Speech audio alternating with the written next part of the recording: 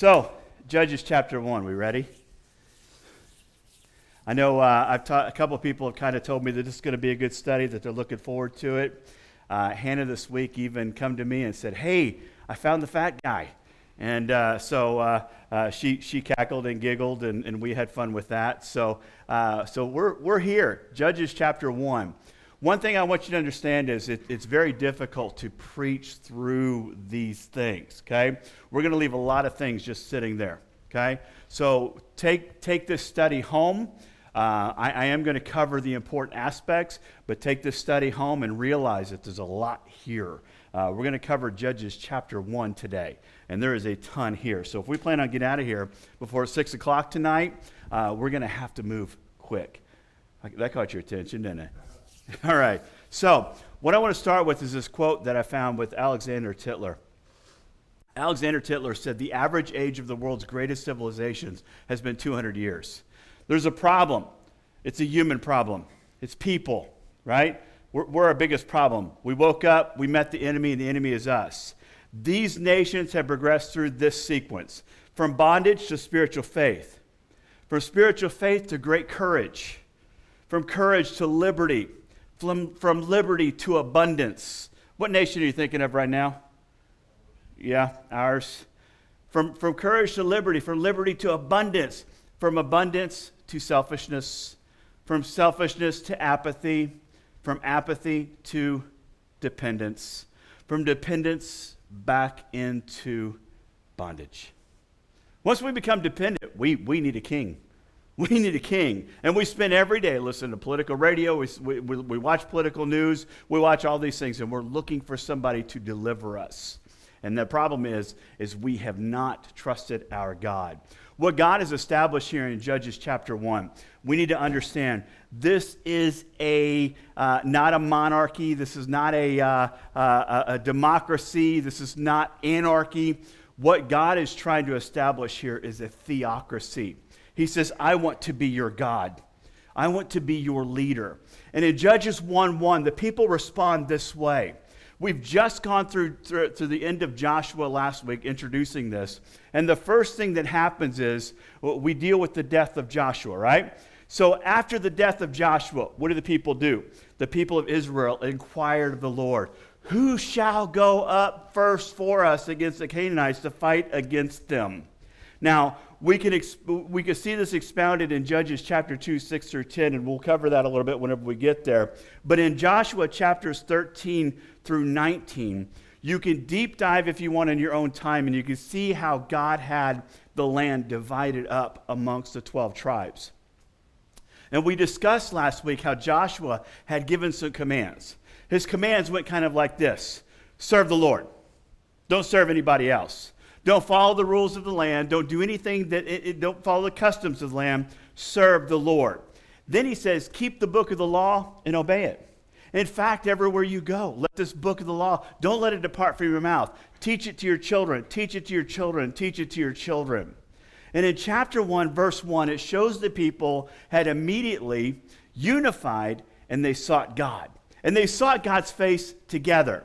And this is the absolute high point of the book. We are there. Chapter 1, verse 1, we've reached the pinnacle of Judges, okay? We are at the absolute most spiritual moment of this book. Now, it's possible that the way that they sought the Lord was through a process where they used the Urim and the Thummim, okay? And if you want to look into a little bit and kind of figure this out, I've got a verse here that you can look at to maybe get a little bit of understanding. It says, "And he shall stand before Eleazar the priest, who shall inquire for him by the judgment of the Urim before the Lord. And the word shall go out, and at his word they shall come in, both he and all the people of Israel with him, and the whole congregation." Possibly what they said is, "Okay, God, what do you want us to do? Do you want us to go into the land?" Somebody would reach into a bag, and there would be two stones in there, the Urim and the Thummim. I'm sure I'm mispronouncing those, and that's okay. We're going to mispronounce a lot of things, okay? So if they pulled out one, it would be positive, yes, go do it. The other one would be negative, or no, don't do it, okay? So should we go into the land? Yes. All right. Are you with us? Yes. Okay. Who's going in first? Is it going to be the tribe of Dan? No. Is it going to be the tribe of Benjamin? No. Is it going to be the tribe of whoever? Judah? Yes. Okay? All right, so Judah's going in first. So God says, I'm with you. And they say, have you given us the land? Does it belong to us? Are you on our side? Yes. So God spoke to them and said, I'm on your side. Go in, take possession of the land. In fact, Joshua told them, everywhere that your soles of your feet touch, that land will be yours. Okay? And in verse 2, we see the Lord said, Judah shall go up. Behold, I have given the land into his hand. Judah was supposed to spearhead this assault. Judah would be the lead in several events in the book of Judges. God answered the people. He gave them a promise. Read the promise. He did not say, I will give you the land. He said, I have given you the land. It's already theirs. Do you understand? He's not saying, go forward and fight, and then I'll give you the land. He says, look, the land's already yours. There's just a minor problem. There's people on it, and I'm going to move them out of the way as you advance. Okay? I've given you the land. It's already theirs. It belongs to them already. Okay? So, with that promise in mind, what does Judah do? They go and immediately take possession of the land, right? No. Look at the next verse. Again, chapter 1, verse 1 is the high point. Chapter 1, verse 3 is where we start going a little bit of awry. Now, I'm going to say this. Lisa and I have had this conversation, and probably if you and I had this conversation, you would probably agree with Lisa. I don't know. But what I believe is, in verse 3, and Judah said to Simeon, his brother, come up with me into the territory allotted to me, that we may fight against the Canaanites, and I likewise will go with you into the territory allotted to you. So Simeon went with him. Part of me believes that what Judah was looking for was a little bit of an insurance policy. If God lets us down, we need some more gunpowder. We need some more swords. We need some more fighting men, right? The bigger we are, the harder they'll fall. So Simeon, why don't you come along beside us, just in case God really didn't know what he was talking about? I want a little bit of insurance policy and a little bit of protection. Now, Lisa feels like this was probably something that they were bonded together. There was a unity there. So Judah just turned to Simeon, who was a close tribe, close brother, and they were just naturally close. And just like Josiah, if he was getting ready to go in a fight, he would probably turn to Elijah and say, hey, buddy, you want to go with me? And Elijah would say, yeah, let's do this. You know, either way you believe, I mean, it's fine. But I have a tendency to believe that what Judah did was he cut a deal with Simeon, his brother. Simeon was named after the second son of Jacob. And what was being said here was, okay, God, we believe you, we trust you, but we want a little bit of insurance. We want to make sure that some things, that we have a little bit of protection. And so what that leads to is we have to ask ourselves, in our lives, what areas in our lives are we living in God's promise? And in what areas of our lives, maybe are we going, you know, God, I don't fully trust you. I don't fully understand what you're trying to teach me here. I don't understand why you're having me do this. There's a little bit of doubt in my mind. So what I'm going to do is I'm going to have some insurance policies in place. I'm going to put some of my own actions in place. I'm going to put some of my own ideas in place, just in case you decide to let me down. And logically, the deal that he made with Simeon, yeah, in my mind, logically, it's not all bad. But the problem is God just said, I've already given you the land. It's yours. Judah, go up and take it. And Judah, instead of going, okay, Lord, and having my eyes fixed on him, turned and said, okay, Simeon, go with us just in case. So we start to see a little bit of a spiral down. The next generation is on the scene. They seek God. They've heard of him, but they don't exactly want to put all their trust in him just yet. We want to make sure God's really on our side. We want to make sure God's really on our there to back us. So what happens? We go to verse 4. Then Judah went up, and the Lord gave the Canaanites and the Perizzites into their hand, and they defeated 10,000 of them at Bezek. This is the first battle of the book of Judges. And the battle should have set the stage, what should be something normal for the rest of the book. Look at what God does. Canaanites, it's kind of a generic term for the people of the Promised Land, collectively. Now, we're getting ready to go through Sunday school. Ben and I were just talking about this. We're getting ready to go through Sunday school and deal with some of why this conflict's here. And he's going to explain that to us, so I'm not going to go into any detail about that. So stay tuned for Ben's teaching, because he's going to explain some of this, I'm sure, and maybe touch on this and why this conflict's here.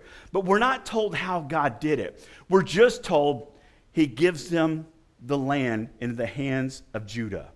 And we can deep dive here and talk about all the attributes of God at play here. God shows his omnipresence.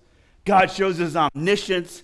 God shows his omnipotence, his immutability, his justice, his mercy, his control over all creation.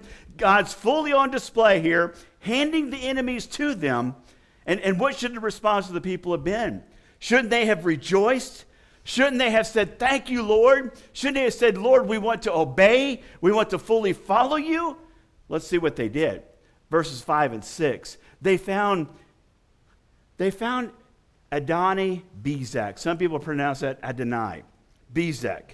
And fought against him and defeated the Canaanites and the Perizzites. Adoni-Bezek fled, but they pursued him and caught him and cut off his thumbs and his big toes. And Adoni-Bezek said, 70 kings with their thumbs and their big toes cut off used to pick up scraps under my table, as I have done, so God has repaid me. And they brought him to Jerusalem, and he died there. Isn't this a strange text? Okay, I mean, they caught this Adoni-Bezek. Adonai means king or lord. So he's the lord over Bezek, okay? He's the ruler.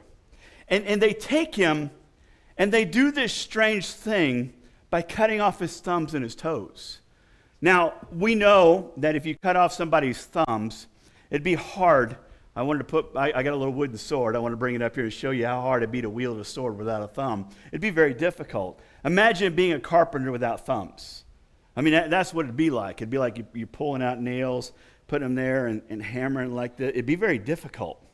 Imagine trying to walk without toes. I mean, you'd kind of waddle, right? You need those big toes. That big toe does a lot. I mean, if you're cutting and moving and you're slicing and dicing and moving and ducking in combat, you're using those toes a lot. They are an opposing force. They push you back and forth the opposite directions. So basically what they did is whenever they removed their thumbs and their toes, you remove the ability for them to be able to fight, right? It immobilizes them. It basically, in reality, it was both physical and emotional torture. You took his ability to be a warrior away from him. You basically tortured him. Was this ever God's plan? Where did this come from? Again, they were supposed to be God's people. They were supposed to look for him for guidance.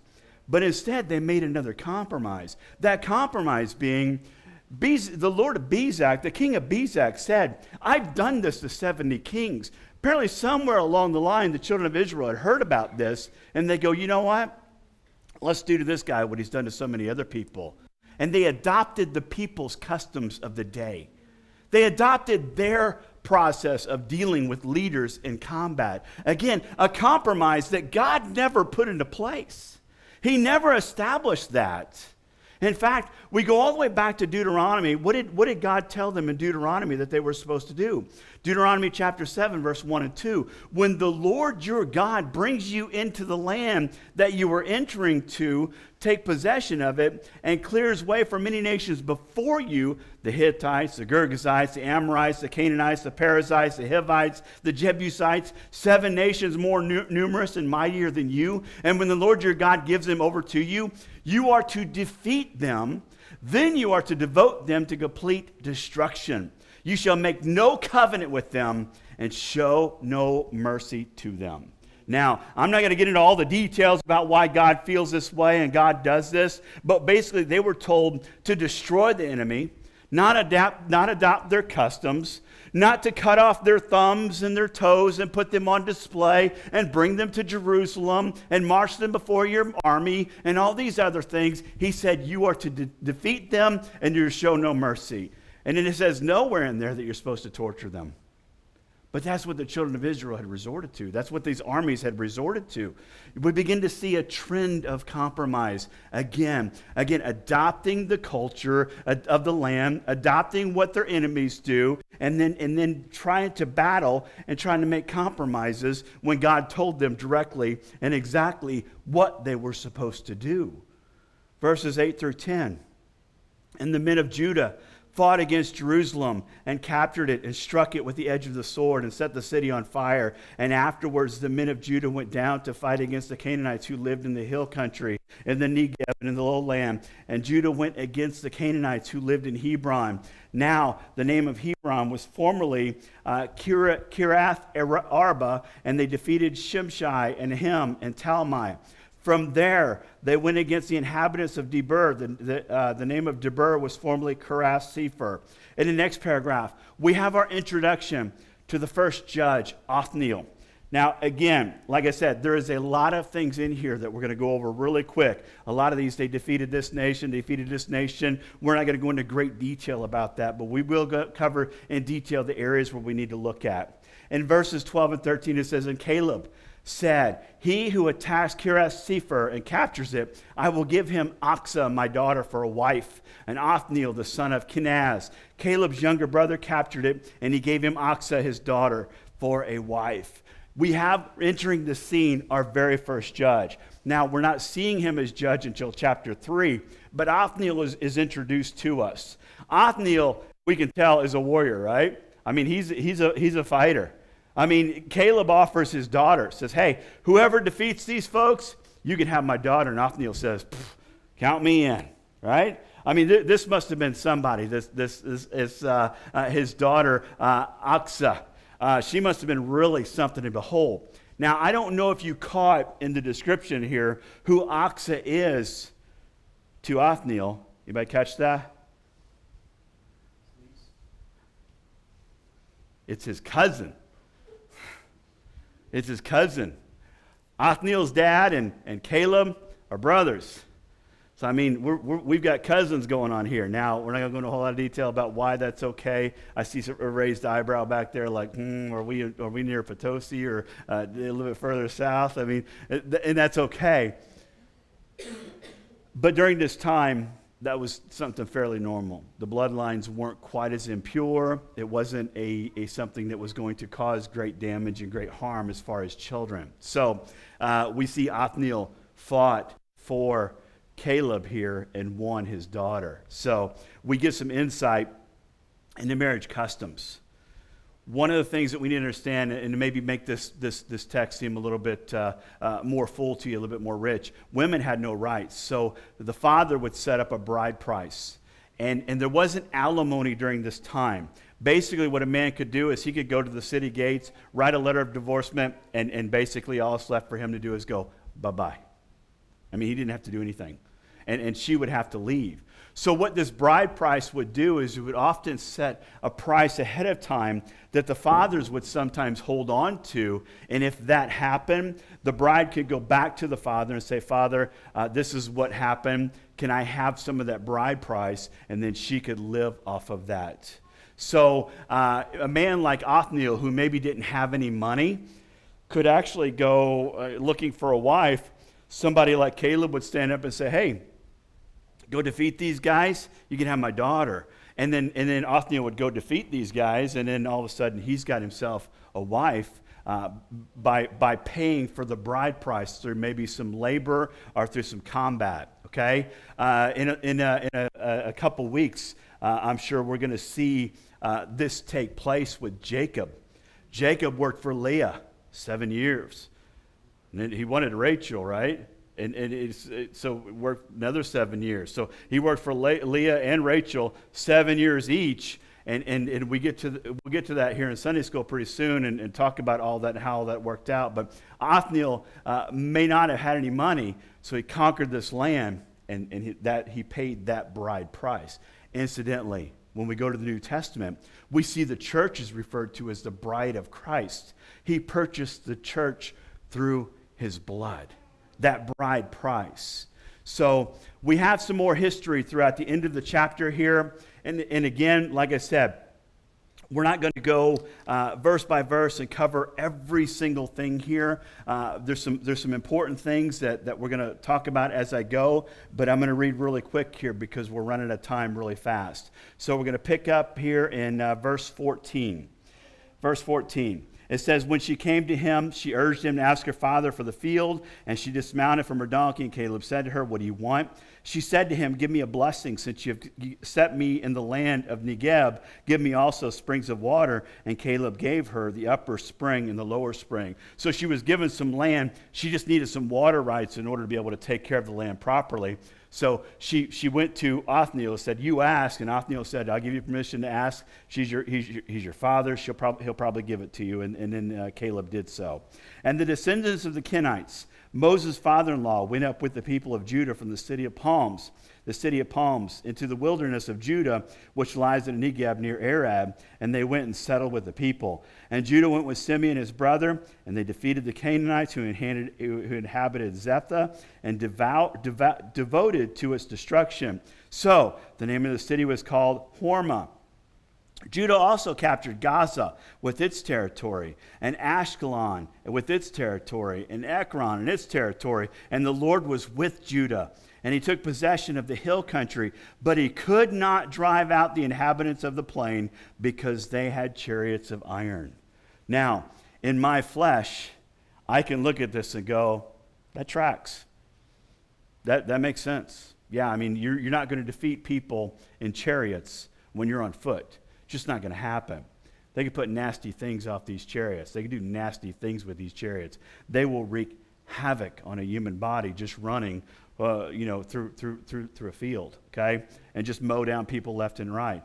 But God said, "I've given you the land." So I don't know what happened. It doesn't give us details, but for some reason, the pursuit that Judah had, the momentum that they had, all of a sudden was gone. I don't know if they lost faith, if they lost trust. But they had chariots, and they turned tail. And Hebron was given to Caleb, as Moses had said, and he drove out from it the 3 sons of Anak. But the people of Benjamin did not drive out the Jebusites. Catch that? They did not drive out the Jebusites. What were they told to do? Get rid of them, right? Who lived in Jerusalem. So the Jebusites have lived with the people of Benjamin and Jerusalem to this day. Compromise, right? The house of Joseph also went up against Bethel, and the Lord was with them. And the house of Joseph scouted out Bethel. Now the name of the city was formerly Luz. And the spies saw a man coming out of the city, and they said to him, please show us the way into the city, and we will deal kindly with you. And he showed them the way into the city, and they struck the city with the edge of the sword, but they let the man and all his family go. And the man went to the land of the Hittites and built a city and called its name Luz. That is the name to this day. Now, I don't know if you caught that or not. It's sometimes a little difficult with all the details to catch what's going on. But they go to this city named Luz. Man comes out of the city and they say, hey, psst, come here. Tell us how to get into the city and we'll let you live. And he goes, hey, far be it from me to stop you guys. This is how you get into the city. So they went into the city, destroyed the city of Luz. They let this man and his family go. And what do they do? What does he do? He goes to the land of the Hittites and says, Luz 2.0. We're setting it up. We're going to do it. You see what happens when we compromise, and they compromise, and they compromise, and they compromise. They destroyed a city, and the enemy went behind them, built another city, and called it the same exact name. You see what's happening here? God has given them clear direction, given them clear commands on what they're to do, and they failed to follow those directions over and over and over. Manasseh did not drive out the inhabitants of Bethshean and its villages of Tamah and its villages, and the inhabitants of Dor and its villages are the inhabitants of Ibleam, and its villages are inhabitants of Megiddo, and its villages, for the Canaanites persisted in dwelling in the land. When Israel grew strong, they put the Canaanites to forced labor. It did not drive them out completely. And Ephraim did not drive out the Canaanites who lived in Gezer. So the Canaanites lived in Gezer among them. Again, lived with them. Zebulun did not drive out the inhabitants of Kitron or the inhabitants of Nahalal. So the Canaanites lived among them, but became subject to forced labor. So it's too hard to drive them out. So what we're going to do is we're going to let you live with us. You can be our slaves. You know, you guys are really tough. We need some slaves, so here you go. Compromise after compromise after compromise. Asher did not drive out the inhabitants of Acco and the inhabitants of the Sidon, or of Alab, or Akzib, or Helba, or the Aphid, or the Rehob. And so the Asherites lived among the Canaanites, the inhabitants of the land, for they did not drive them out. Naphtali did not drive out the inhabitants of Beersheba, or the inhabitants of Beranath. So they lived among the Canaanites, the inhabitants of the land. Nevertheless, the inhabitants of Beth Shemesh and the Beth Anath became the subject of forced labor for them. And the Amorites pressed the people of Dan, listen to this, back into the hill country. And they did not allow them to come down to the plain. These Amorites actually pushed the tribe of Dan back into the mountains and said, you live up there, you're not coming into our land. You're not even going to stay with us. These were people that God had promised, the land is yours. I've given you the land. It belongs to you. And the tribe of Dan, whenever they meet some resistance, they go, okay, we'll back up into the hill country. We'll do what you told us to do. Compromise after compromise. They live with them, and then eventually they get pushed out. Verse 36, and the border of the Amorites ran from the ascent of Akrab to Selah and upward. So, we see all these events that happen in chapter 1. And I hope what you're seeing here is the same thing that I see. You see a people who God made a promise to, and they compromise, and they compromise, and they compromise. Let me show you an interesting verse. We're all familiar with David's mighty men, and we talk about them from time to time. But here's one that we don't talk about a whole lot because his story really doesn't make a whole lot of sense until you kind of put it in the context of kind of what we're talking about here today. And next to him was Shammah, the son of Agee the Hararite.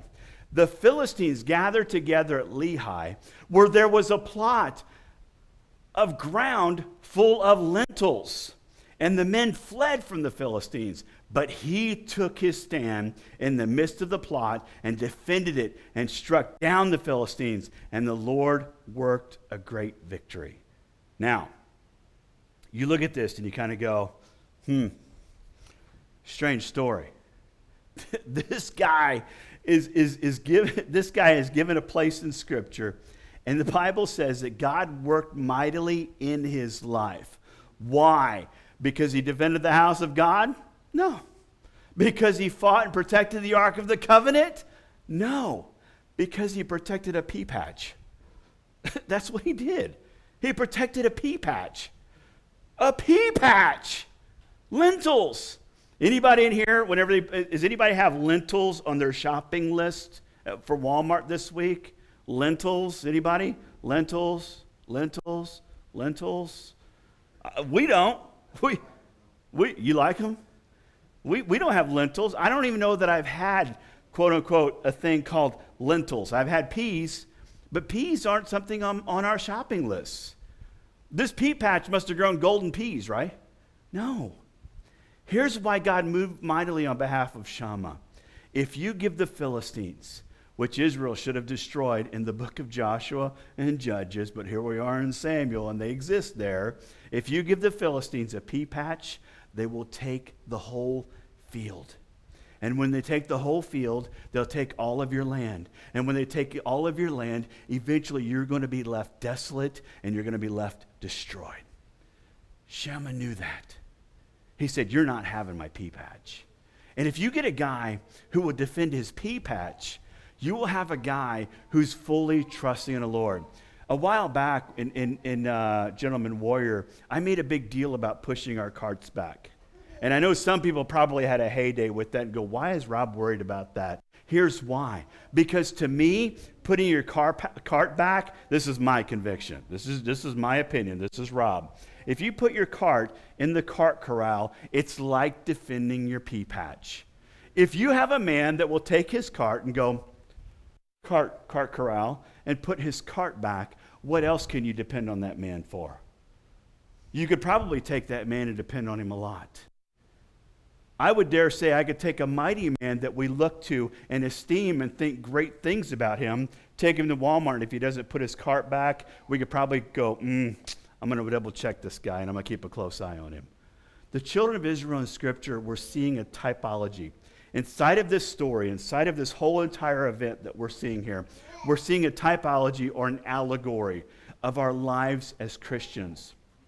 In Egypt, we was in bondage. We were in sin. We were in shame. We were being made to do things we didn't want to do. In Egypt is where we realized we need a redeemer. And like Israel, we cried out for one. Lord, save us. And our redeemer, we didn't get Moses, but we got Jesus Christ. And we were given a land flowing with milk and honey. And just like the children of Israel, what happens is we go into that land flowing with milk and honey, and we desire to live a Christian life. We desire to do what's right, but we often cut deals with the enemy.